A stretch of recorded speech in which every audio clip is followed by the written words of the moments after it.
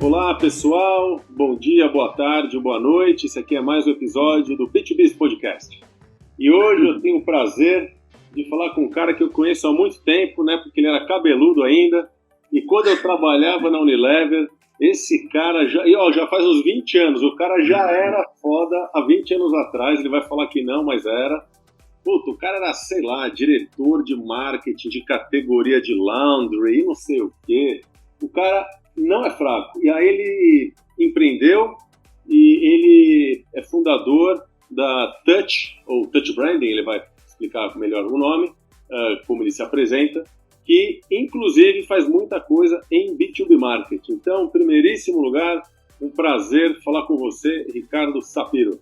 Valeu, Paulo. Tudo bem? Galera, boa tarde, bom dia, boa noite. E só para fazer justiça, o Paulo tinha mais cabelo 20 anos atrás também. Eu não estou sozinha nessa, não. Na minha testa está... Cabeleiraça até. A minha testa vai crescendo, verdade? Sapiro, você, tirando as brincadeiras, é verdade o que eu falei. Eu lembro, em 2000, 2001, na Unilever, você ali era um rising star, assim, no marketing, né? Assim, tirando... Sim. Deixa de lado aí a falsa modéstia, eu lembro que você mandava muito bem. Me conta como que foi o seu começo de carreira, você iniciou na Unilever, você trabalhou em várias áreas, foi para outros países, como foi a sua experiência na Unilever? Eu diria que foi a época, assim, de ouro da Unilever, pelo menos assim eu vejo, para mim pelo menos foi. Como é que conta aí? Um pouco antes da Unilever eu tive passagens pela Johnson & Johnson, a divisão consumo, e também na época era Laboratórios Whitehall, depois passou por tanta fusão que a gente nem sabe o que virou isso, né?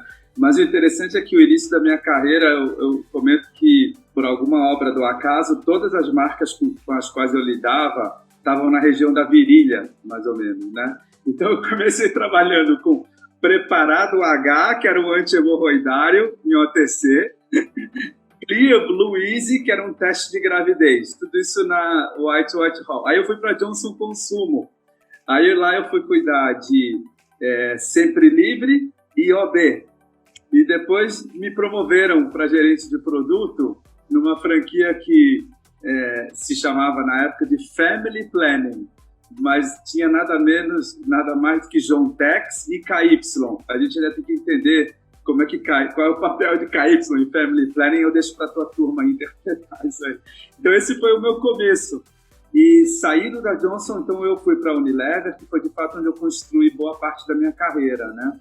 Lá não foram produtos tão sexy como esses, né? Eu acabei lidando mais com a categoria de home care, principalmente, onde a gente trabalhou juntos, né?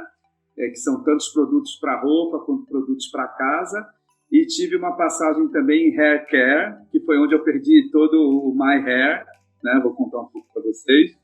Mas, basicamente, na Unilever, a carreira de marketing teve um certo momento que ela se dividiu em dois caminhos bem claros, né? Ou você ia para um caminho mais do marketing operacional, que é aquele que está mais perto de vendas, está no dia a dia, ele normalmente tem um escopo de um país, né? Você é responsável por um país. Ou o marketing estratégico, que ele é mais caracterizado por desenvolvimento de marca, inovação, pela parte mais de longo prazo, e você acaba tendo uma responsabilidade não só sobre um país, mas sobre um grupo de países, né? E aí, quando houve esse Y de carreira, eu fui muito mais para o lado do marketing estratégico, que é esse lado mais de posicionamento, inovação, comunicação. E como ele tem um escopo que cruza países, eu cheguei a ter, obviamente, experiência Brasil, depois eu tive experiência América Latina e acabei tendo, onde eu perdi todo o meu cabelo, a experiência global, né? Então, na América Latina e no Brasil, eu trabalhei principalmente com marcas de household care, né, limpadores para casa, e com Omo, que foi a principal marca. Eu trabalhei 5 anos com essa marca, todo o tal do Porque Isso Já Faz Bem. Eu tive bastante centralmente presente nisso, tive o privilégio de fazer parte do time. Aí me promoveram, depois dessa parte da América Latina, falaram para ir para o global, cuidar de seda global. E aí você pode imaginar, né, tentar globalizar uma marca de hair care. toda fragmentada, né? Cada cabelo em cada parte do mundo tem um jeitão. Foram 3 anos, o eufemismo é dizer que foram 3 anos desafiadores, né? Mas foram 3 anos bem 3 pontinhos, assim, né? Então, pô, que legal, né? Você estava falando da sua carreira, você morou fora do Brasil, você teve aí uma experiência completa. E acabei me dedicando mais à parte chamada estratégica do marketing, que depois até conecta com a decisão de abrir a Touch, que agora está completando 10 anos. Então vamos engatar. Então, o que aconteceu, você, imagino, com oportunidades incríveis na Unilever, muita gente querendo trabalhar na Unilever e você indo bem e tal. Por que você saiu da Unilever? E qual foi a ideia de você criar a Touch? E daqui a pouco vamos falar do B2B na Touch, mas eu quero acompanhar a cronologia, né? Olha, como em todas as multinacionais, e você também viveu isso, a partir de um certo momento de senioridade, o teu tempo acaba sendo um pouco menos dedicado à disciplina que você gosta, né? E eu sempre gostei muito de estratégia de marca, consumer insight, inovação e posicionamento, e acaba esse teu tempo sendo muito mais, vamos dizer, investido, né? Em articulação política, em garantir recurso, em alinhamento. Isso acontece em qualquer empresa, é inerente, né, à senioridade. Mas em multinacionais, muitas vezes, isso fica exponencialmente mais agudo, porque, principalmente nessas estruturas que têm dimensão galáxia, global, regional, local, tanta amarração, cara, você lembra? Tanta amarração para fazer, recurso que você tem que alinhar com e, marketing tem um elemento subjetivo, então tem gente que concorda, gente que discorda, gente que bloqueia. Então, eu me vi num certo momento, lá para 2010, mais ou menos, cada vez mais dedicando o meu tempo, até que eu fazia bem isso, tá? Não tinha nenhum grande problema, a minha carreira estava indo muito bem, mas me dedicando muito mais a esses aspectos, entre aspas, de liderança, sabe?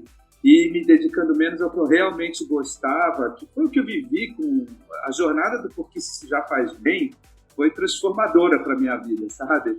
Uma claquete aqui, está falando de Omo, né? De Omo. Explica um pouquinho, só para a turma acompanhar o que você está falando, por favor. Então, essa jornada do Porque Isso Já Faz Bem foi quando me deu esse clique de eu quero trabalhar com marca, eu não quero trabalhar como um líder empresarial, sabe, necessariamente. E Omo, para quem aqui tem um pouco mais de idade, né, vai se lembrar que nos anos 90, início dos anos 2000, Omo sempre se apresentava, se posicionava da forma mais autorreferente do mundo. Era Omo batendo no peito e falando: ninguém lava mais branco do que eu, ninguém tem mais enzima do que eu, ninguém limpa mais meia do que eu, ninguém limpa um lençol do tamanho de não sei o que eu. E a gente foi aprendendo que uma marca que fica se posicionando, se auto-celebrando, ela começa a perder relevância mesmo. E ela começa a ficar mais vulnerável à concorrência, porque o concorrente pode falar a mesma coisa, né? E aí toda a jornada do Porque Isso Já Faz Bem foi uma virada, assim, simples, mas muito arriscada na época, porque o Omo tinha 50% de participação de mercado e tinha, sei lá, 150 de premium price. Então era uma marca que estava muito bem consolidada, mas a gente deu essa virada de ela, ao invés de se posicionar falando de si, teve toda uma jornada para ela ter um ponto de vista sobre a vida da consumidora. Então, o Porque Isso Já Faz Bem não é um ponto de vista de Omo sobre si, né? É um ponto de vista da marca sobre a vida de quem essa marca atinge. Cara, isso foi uma jornada que, assim, me inspirou pra caramba, tanto metodologicamente quanto emocionalmente mesmo. Eu fiquei muito envolvido com isso. E depois dessa jornada eu não consegui repetir, porque eu fui para um cargo maior, de seda, tá? Globalmente. E lá não consegui exercer essa parte de posicionamento, porque só estava lidando com o regional, global, dinheiro, alinhamento, etc. Tanto é que, hoje eu posso falar, depois de 10, 12 anos, foi uma gestão tenebrosa a minha de seda global. Sabe? Eu não consegui implementar o que eu queria, eu não consegui passar por cima dos processos matriciais e tal. e o posicionamento global de seda acabou não acontecendo bem. Isso nem atrapalhou tanto a minha carreira, acabei voltando para a América Latina para cuidar de toda a região no business de laundry, mas já com aquilo na cabeça, dizendo, pô, será que não tem uma oportunidade de ter um negócio que é sobre posicionar bem marcas, né? E a minha passagem em Londres, eu fiquei 3 anos lá com seda, né? Quando veio a calvície toda, eu já comecei a ter contato com alguns negócios novos que estavam surgindo, né? E começou a existir um certo vácuo entre empresas e agências. Eu acho que é um vácuo de senioridade ou um vácuo de expertise. Faltava brief bom de cliente para a agência trabalhar bem. E não é nem culpa da agência, nem culpa do cliente. Acho que é um negócio que foi alimentando o outro e se perdeu esse expertise. E lá na Inglaterra começou a surgir business como o que a gente tem hoje, que entendem bem o negócio, mas colocam muita disciplina para transformar o negócio em posicionamento, para depois o posicionamento se transformar em comunicação. E aí, quando eu voltei para o Brasil, eu já fiquei com esse negócio na cabeça. Pô, eu acho que tem um espaço aqui para alguém que já tem experiência na Unilever. O meu sócio Eric tinha experiência na Natura. O Simon, que você conhece bem, foi o primeiro CMO da Unilever. A gente trabalhou com Dove, com Axe, com Natura, com Omo. A gente falou, será que não dá para juntar tudo isso aí e criar uma metodologia pragmática para oferecer esse tipo de posicionamento de marca para o mercado? E foi aí que a Touch surgiu. Pô, você está falando de caras muito pesados. Simon Cliff, né, que você falou, como das referências mundiais até do assunto. E o Eric também, da Natura, mas também eu entrei com ele, a gente entrou junto na Unilever, ele também teve uma experiência muito sólida, né? Então, pô, realmente, vocês que tiveram a oportunidade de lidar com as marcas mais importantes do Brasil e talvez até do mundo, por causa do Simon, e também com essa vivência que você teve, claro que ia dar certo. Mas quando você cria essa empresa focada no posicionamento, como que você vê a implementação desse posicionamento, aí sim, feita por agências de publicidade que não conceberam? É um problema? Não é problema? Tem ruído aí ou não? Conversa entre amigos, né, Paulo? Então não precisa ficar adorando muito a pílula, não. É ainda um ponto de tensão. É cada vez menos, por incrível que pareça, né? De 10 anos para cá está muito mais, o tal do handover está mais suave. Mas a gente sabe, cara, é um pouco da nossa carreira, seja de marqueteiro, seja de posicioneiro, seja de publicitário, a síndrome da autoria nos acompanha e tem que acompanhar.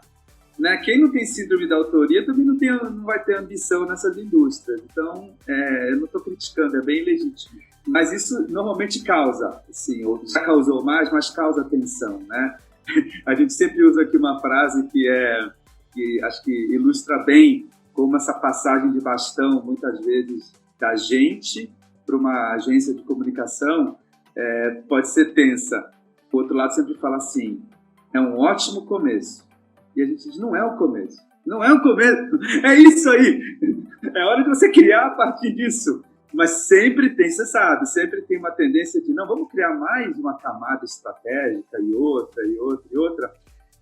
Então, isso nos causou bastante frustração no início da Touch, né, nos, primeiros 5, 6 anos, mas eu não sei a tua opinião, cara, eu acho que a indústria toda está amadurecendo e se acalmando um pouco, e está todo mundo entendendo que uma agência de propaganda vai trabalhar muito melhor se tiver um posicionamento bem feito. E a gente está 100% dedicado a isso. E as agências de propaganda não quer dizer que elas não possam fazer. Elas podem e têm muita condição de fazer, mas normalmente elas estão pressionadas por outras 1000 coisas e também não são remuneradas para isso. Então, quando se tem esse nível de maturidade, as agências de propaganda acabam até agradecendo que alguém conseguiu lá durante 3 a 6 meses acertar o posicionamento, porque aí o trabalho criativo passa a ser mais eficiente, não tem tanto retrabalho, passa a ser mais inspirador se o posicionamento for bem feito. Então agora eu acho que as relações estão mais acomodadas aí. Perfeito. Ótima análise. Fica mais fácil de trabalhar, você está com bem razão. E aí vem para o ponto do B2B, né? Eu tive a grata satisfação, a gente atendeu um cliente mútuo, meio que sem querer, Cato, né? E aí eu tava numa reunião, vi o Eric lá. Pô, não vi o Eric há 15 anos e tal. E aí um dia eu fui visitar o escritório de vocês. Pô, aí te vi. E falei, puta, que legal, né? A gente se reencontrou. E você, antes de eu até criar o B2Biz, eu acho, porque o B2B existe há 4 anos, eu vi que você atua, não sei se exclusivamente, mas muito, com clientes B2B. E aí eu falei, poxa, que legal, se um cara, sim, sem aqui rasgação de seda, mas um cara com com o seu olhar, com a sua experiência, também está indo para lá, eu falei, porra, é mais uma indicação de que eu estou no caminho certo. Então, qual que foi esse seu processo de trabalhar com B2B, que não é exatamente uma coisa natural, pelo menos para mim, eu tive que aprender a entender. Como foi para você? Olha, até te conto através de uma anedota mesmo, do que na prática, né, me levou um pouco mais desse mundo do consumo, vamos dizer, para o mundo mais B2B. Você deve se lembrar, o Luiz Carlos Dutra, ele era o cara de assuntos corporativos da Unilever no Brasil, e ele viveu a jornada de posicionamento corporativo Unilever, né? E ele depois acabou se movimentando para a Votorantim. E a Votorantim estava aí para completar 100 anos e tal, e ele trouxe como uma pauta lá para o grupo a necessidade de um posicionamento corporativo, um grupo tão importante, né? Com uma história tão importante na economia nacional, como que esse grupo poderia se posicionar para além de ser ligado à família Hermílio de Moraes, né? Porque normalmente o posicionamento da Votorantim é essa, Votorantim e Hermílio de Moraes, mas a família estava saindo dos negócios, então a marca Votorantim precisava ser uma identidade em si própria. E foi essa a minha primeira incursão, cara. Foi com o posicionamento corporativo de Votorantim. Depois, quando você pega gosto por isso, aí é impressionante, abrir uma avenida em 2 anos, aí da Votorantim o trabalho foi visível, né? Porque até se tornou campanha e tal. Aí depois a gente fez um posicionamento para Estre, que é uma companhia de gerenciamento de resíduo, né, de lixo privado, que foi um super case, até ganhou o prêmio. E aí esse mercado do B2B, acho que um fica olhando o outro, um de repente fala, caramba, se uma empresa de lixo, uma empresa de cimento e uma empresa de laranja conseguiram fazer um posicionamento corporativo legal, aí começou a bater na nossa porta agro, e siderurgia, e química, e óleo e gás, e acho que ficou todo mundo um pouco com aquela síndrome do, sabe, o FOMO, não posso ficar de fora dessa, né? Se essa onda está tomando o B2B, deixa eu experimentar. Então a gente acabou ganhando uma massa crítica bem importante nos últimos 4, 5 anos, eu diria que mais de 50%, ou perto de 50% do nosso negócio aqui na Touch é posicionamento B2B, posicionamento corporativo. Olha que curioso, eu também, quando comecei a estudar o assunto, eu fui ver o que tinha de mais legal, principalmente fora do Brasil, e o primeiro principal case que eu vi foi dos tratores Caterpillar, e eu pensei exatamente como você pensou.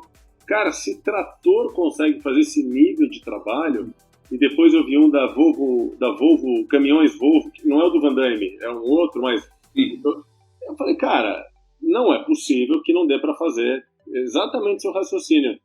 E aí a gente desenvolveu o nosso lado. E uma outra coisa que eu fiquei muito surpreso, positivamente falando, é com a senioridade dos profissionais do B2B. Se por um lado eles não têm uma experiência e uma cancha assim, em comunicação e marketing, claro, porque eles nunca trataram com a profundidade, para pegar o exemplo aqui do Unilever, por outro lado, é gente muito sênior, com uma noção da empresa muito grande, com foco em vendas também, que para mim tem sido muito especial. Você também encontra esse tipo de profissional? Cara, tô com vontade de aplaudir o que você falou aí. É exatamente isso, né? Te repetindo.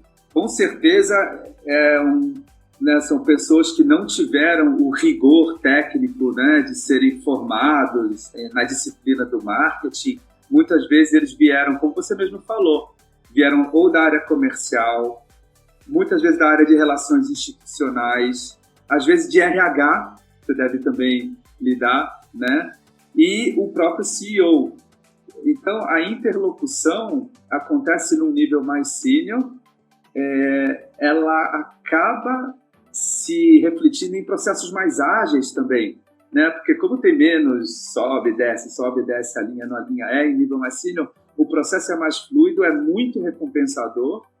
E tem uma coisa muito interessante que eu acho que difere um pouco da dinâmica, um pouco do mundo do consumo. No mundo do consumo, os líderes acabam ficando na mesma posição por ciclos mais curtos. Você já reparou? Normalmente são 3 anos e 4 anos. No mundo B2B, os ciclos são mais longos. Às vezes o cara está lá 5, 6, 7 anos e vai ficar mais. Às vezes ele é da família que está lá, né? Ou às vezes ele já está lá há muito tempo. Então também se constrói uma condição de você fazer um trabalho estrategicamente bem profundo e que essa liderança se compromete a implementar durante um longo tempo, fica menos vulnerável a saiu não sei o quê, entrou não sei o quê, vamos começar tudo de novo. Então eu acho que é uma interlocução muito recompensadora mesmo.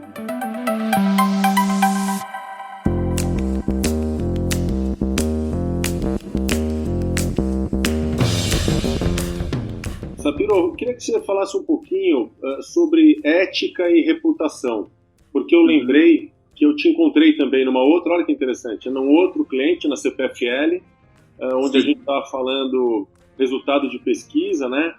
E o aspecto reputacional do B2B é muito importante. Inclusive, a gente estava lá no Reputation Institute, né? Exatamente, eles que fazem o monitoramento. Você pode falar um pouquinho da sua visão sobre a importância desse assunto para as empresas B2B?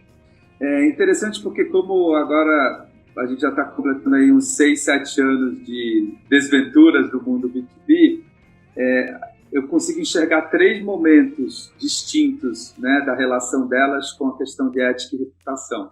Num primeiro momento, a questão de ética e reputação era higiene. Ou seja, não vai se posicionar por ser ético, porque é o mínimo que você precisa ter, é o teu direito de operar, né? Então, você não tem que ficar gritando orgulhosamente, se posicionando através da ética. A ética é um dado, aí depois você vai se posicionar por algum outro atributo.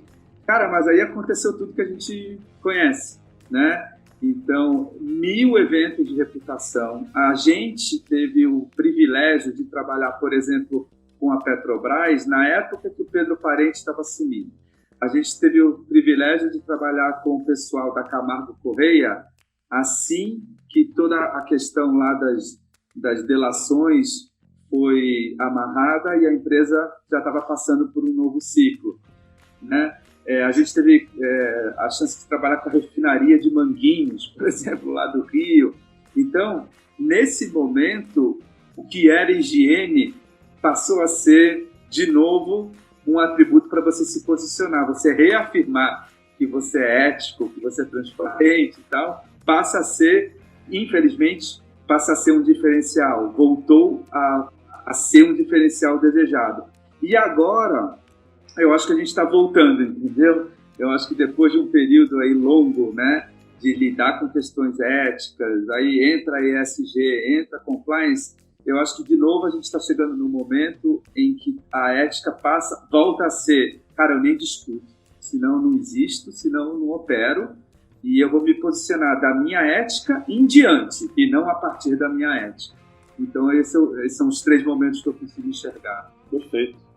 Você sabe que essa questão ética também tem muito a ver com as personalidades e os profissionais da pessoa física que trabalha nesses lugares, porque sempre, como você falou, nessas empresas que você citou, tinha o antes e depois, e as pessoas saíram, algumas foram presas, e as pessoas que depois tocaram o negócio em diante tinham lá uma reputação e uma ética tão positiva que conseguiu fazer com que os negócios continuassem, né? Então, e aí eu faço uma relação do que eu gosto muito de sempre lembrar nesse podcast, que apesar de a gente falar de B2B, no final do dia é business to people, né? O business to human, sempre. Né? Você falou do Pedro Parente, você nominou, né? Porque é um cara que traz essa bagagem. E aí eu tenho acompanhado muito o The B2B Institute, que é um think tank do LinkedIn. E eles falam demais sobre esse aspecto emocional no mundo B2B. Eu adoro. Porque muitas vezes as pessoas acham que o B2B é tão simplesmente uma relação entre empresas, PJ, pragmático e técnica ou comercial, né? E não é. Você acompanha essa minha visão do lado emotivo? Os trabalhos que vocês fazem trazem essa carga também? Cara, acompanho totalmente, Paulo. E no início foi uma surpresa, assim, né? Foi uma iluminação, porque a gente que vem um pouco do mundo do consumo tende a ter esse olhar de que o que está do outro lado é um pouco árido, um pouco seco, um pouco técnico, né? Mas você tocou no ponto, cara. No final das contas, talvez tenha até uma carga humana ainda mais forte. Quando você, por exemplo, participa ou começa a entender a relação entre uma empresa B2B e um cliente B2B, quem está na empresa B2B tem uma ligação com essa empresa tão grande, de tantos anos, é tão apaixonado por aquele setor. E o cliente que está do outro lado, muitas vezes tem essa característica também, né? O cliente dessa empresa também está há muito tempo no setor, normalmente é apaixonado pela categoria que está. Então, eles já carregam emoções muito fortes nessa transação, né? A empresa e o seu cliente. E no final, posicionar a marca é você passar uma mensagem, né, de um ser humano para outro. E esses dois seres humanos estão com cargas emocionais muito fortes. Então, posicionamentos, às vezes, tocam esses caras assim. Não foram poucas as reuniões que a gente viu um engenheiro com lágrima nos olhos.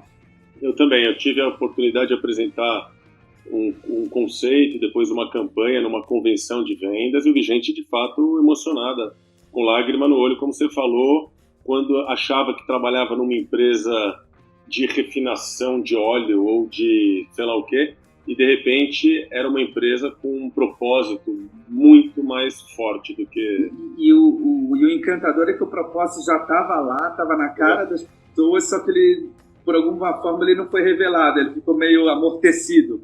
Aí a gente vai lá, tira a tampinha, né? Abre a panela de pressão, aí quando sai, cara, é explosivo, né? É engraçado, né? Eu concordo com você. Eu uso o termo desvenda, revela. É isso mesmo. A gente não revela. cria. Eu tenho essa sensação de encontrar algo e não de criar algo. Você também tem essa sensação? Completamente, cara. Eu até uso um pouco da mineração, cara. Eu uso um pouco da mineração. É que tem tanta coisa na relação B2B, tem o técnico, tem o comercial, tem o, sei lá... Mas se você der uma minerada assim, sobra lá de douradinho, sobra uma troca de emoções, né? Uma necessidade de ter um propósito comum entre empresa e cliente muito forte, em todos esses setores. Eu vou te dar um exemplo, você comentou um pouco de refinaria, a gente tem tido muita experiência com o mundo agro. Cara, se você, ou quem estiver aqui nos assistindo, tiver a chance de entrar no que é a alma de um produtor rural, nas dificuldades que a própria indústria de defensivos, indústria de semente, os desafios que eles têm que passar, porque tem que trazer produtividade de alimentação para o mundo, mas ao mesmo tempo tem todas as questões de saudabilidade, de toxicidade, né? É uma cadeia, essa cadeia agro que hoje move o nosso país. Num primeiro momento, um marqueteiro poderia dizer, fazer posicionamento de indústria, de, sei lá, de cooperativa ou de distribuidora. Não existe um negócio, nunca vi um negócio com mais emoção do que quem está envolvido com a terra, envolvido com alimento, envolvido com comunidades, envolvido até com o próprio futuro do mundo, né? Então, esse tipo de cavocação que eu citei como exemplo em agro, em outros 20 setores B2B, você viveu isso também, torcendo um pouquinho você acha, já está lá, o que você precisa é dar aquela minerada ou dar aquela revelada, como você comentou. Se você está ouvindo a gente, trabalha no B2C e tem dúvidas se tem oportunidade no B2B, está aqui o depoimento de Sapiro. Todas essas empresas precisam de profissionais qualificados para fazer essa transformação. Um monte de gente que eu conheço me pergunta, e aí, tem oportunidade ou não tem? E algumas migraram, e muitas estão felizes. Eu até diria que é totalmente empírico, não tem nenhuma pesquisa. Inclusive os salários de empresas B2B, se comparado com B2C, em alguns casos são maiores, e esse ponto que o Sapiro falou, de uma estabilidade, as pessoas não ficam mudando toda hora, também eu acho que é verdade. É empírico aqui, tá? É o Data Loeb falando, não é o mas eu vejo uma certa paz de espírito. Não que no B2C seja ruim, mas se alguém tem dúvida que do B2B vai, a coisa é absolutamente fértil aí e vale muito a pena. Vocês fazem um trabalho de posicionamento e pronto, ou vocês também se envolvem com RH, em fazer um aculturamento da empresa, se envolve com vendas? Até onde vai o seu trabalho? À medida que a gente foi evoluindo, quando a gente está tratando de posicionamento corporativo, praticamente... Bom, vou dar um passo para trás. Quando a gente está lidando com posicionamento de marcas de consumo, esse posicionamento tem que depois se manifestar em pontos de contato, tipicamente aqueles que a gente conhece, né? Então, o posicionamento tem que estar na arquitetura de portfólio, tem que estar na embalagem, tem que estar no ponto de venda, tem que estar nas redes sociais, né? Tem que se manifestar com consistência. E a gente sempre trabalhou no desenvolvimento do posicionamento e na garantia que esse posicionamento aterriza para os pontos de contato. Porque o grande trauma de trabalhar com branding é terminar com aquela coisa filosoficamente linda que depois não dá para implementar. Então, a gente, desde o começo, trabalha com os dois lados, né? O da inspiração e o da transpiração, juntos. Se a gente trazer essa lógica para o mundo B2B, o principal ponto de contato no mundo B2B são as pessoas, né? Então, você fazer um grande posicionamento B2B e achar que a manifestação desse posicionamento é o site ou é uma campanha, isso é muito reducionista, né? O posicionamento de uma empresa B2B, ele se manifesta essencialmente pelo comportamento das pessoas. Então, a parte de cultura não tem como ficar de fora, sabe? É até, assim, logicamente impossível de desconectar uma da outra. Inclusive, até vou te contar uma passagem interessante que tem acontecido com frequência. Algumas empresas nos chamam para fazer o trabalho de cultura. A gente fala, mas como é que você vai fazer um trabalho de cultura se você ainda nem sabe qual que é o teu propósito? Você vai fazer um trabalho para direcionar comportamentos que vão estar te levando para qual razão de existir. E aí, inevitavelmente, os projetos acabam se tornando de propósito e cultura. Quase que não dá para dissociar um do outro, né? Usando as linguagens aí dos Golden Circles, etc., né? Como é que você vai definir como você tem que se comportar se você não sabe ainda por que você existe? Então, essas duas frentes acabam ficando completamente integradas. E é interessante, voltando ao nosso início de conversa, alguns dos projetos de propósito se iniciam por RH, porque RH vem trabalhar cultura. E aí acabam concluindo que não dá para trabalhar cultura sem trabalhar propósito, né? E outros acabam vindo pela área comercial, porque a área comercial diz, eu não estou conseguindo me posicionar para o meu cliente. E a gente diz, vamos fazer esse trabalho, vamos assar o teu propósito, mas se a tua área de RH não estiver junta, o que eu vou te entregar é um tagline, e é muito pouco. Então, é muito outro fato recompensador de trabalhar com B2B, acho que eu até queria ouvir a tua opinião, é que você acaba lidando efetivamente com um time multidisciplinar do outro lado, né? O teu cliente tem CEO, mas tem o comercial, mas tem o RH, tem o pessoal de gente de gestão, então te dá uma perspectiva muito mais integrada, às vezes, do mundo de consumo, que você acaba lidando mais com o pessoal de marketing, talvez de trade marketing. Eu concordo com você, tem também o pessoal técnico, né, engenheiros, pessoal de qualidade, e a brincadeira interna nossa é que, no mínimo, e na pior das hipóteses, eu saio mais inteligente de uma reunião do que quando eu entro, né? Os professores pardais, assim, que... É fascinante.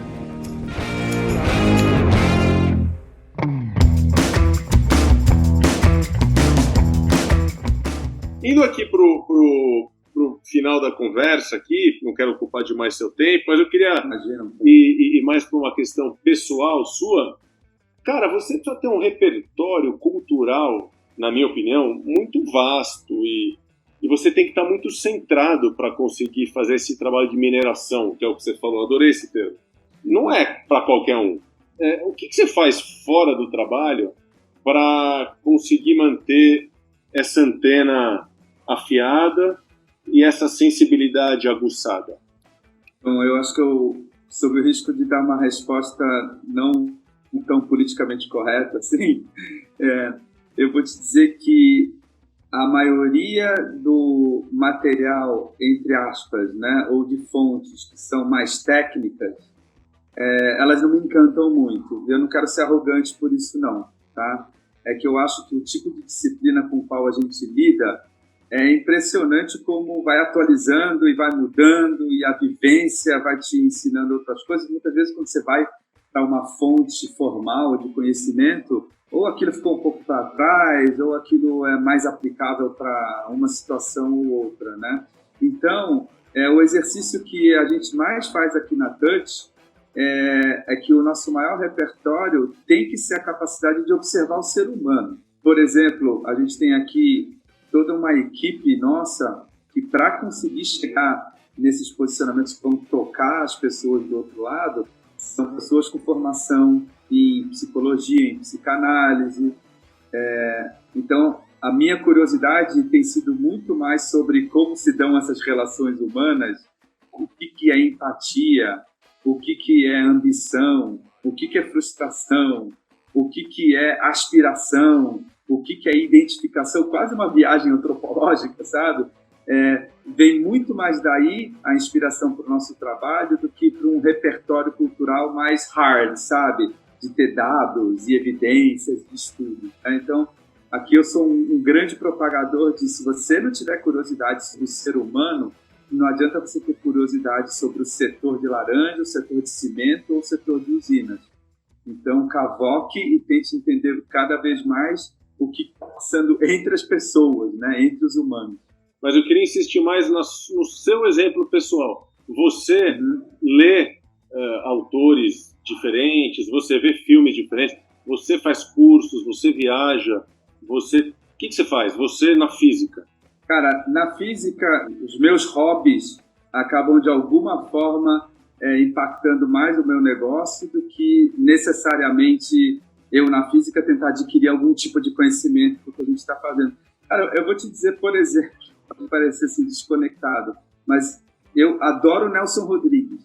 Cara, tem alguém que consegue ler melhor as sutilezas entre as relações humanas do que o Nelson Rodrigues, cara? Você consegue pegar lá a dinâmica de elite, classe média, classe baixa. Você consegue enxergar como eram as relações do Brasil há 50 anos, os preconceitos, os mitos. Além de Nelson Rodrigues, que, né, para mim assim, é uma das grandes inspirações, leituras de psicologia mesmo. Né? Eu até tenho uma esposa que fala com isso, então eu consigo ter um pouco de acesso. Eu vejo os seriados como todos veem também, e eu acho que vários dos seriados, né, tirando daqueles mais de ficção, etc., como eles têm narrativas mais longas, não tem as pressões comerciais de terem que contar histórias em 2 horas, né? Se você olhar com muito cuidado, esses seriados também conseguem te revelar bastante do que são essas sutilezas das relações humanas. Então, eu não busco...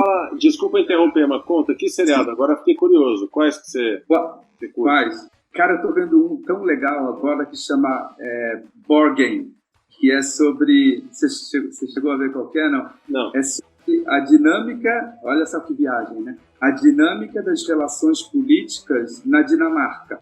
Então, olha o que você aprende lá. Você aprende como são as relações de poder numa cultura que é totalmente baseada em austeridade e não em status. Né? A Escandinávia não é sobre status e o presidente ter carro e morar num palácio. Eles são gente como a gente. Então, olha que insight interessante isso traz para gente. Para mim, por exemplo, né? Hoje as relações estão cada vez menos baseadas em símbolos de status ou autoridades e tal. Elas estão cada vez mais baseadas no que cada um é genuíno de um lado e do outro. Né? E esse seriado, por exemplo, me trouxe direto para isso. Né? Menos símbolos e mais verdade. Que legal. Olha, e com essa mensagem de verdade, essa conversa tão humana, assim que eu queria terminar esse ótimo bate-papo, apesar de a gente ter falado sobre tantas coisas, se a gente peneirar, já vou usar agora esse termo, faz parte do meu repertório. A gente peneirar essa conversa, acho que fica o profundo conhecimento das pessoas, em toda a sua complexidade e com uma sensibilidade aguçada e muito repertório para conseguir encontrar caminhos. Sapiro, cara, quero te agradecer imensamente. Demorou para a gente ter essa conversa, a gente devia ter tido muito mais cedo. E eu te dei um bolo também, então não se flagela não. Eu também tenho a minha parcela de culpa, não fica se batendo não. Muito legal. E se você chegou até aqui, aquele e-mail é sempre bem-vindo, com dúvidas, críticas ou sugestões, para o b2biz@fbis.com.br. Pessoal, muito, muito obrigado e até a próxima edição do B2Biz Podcast. Valeu, obrigado. Valeu, Sapiro. Obrigado, valeu.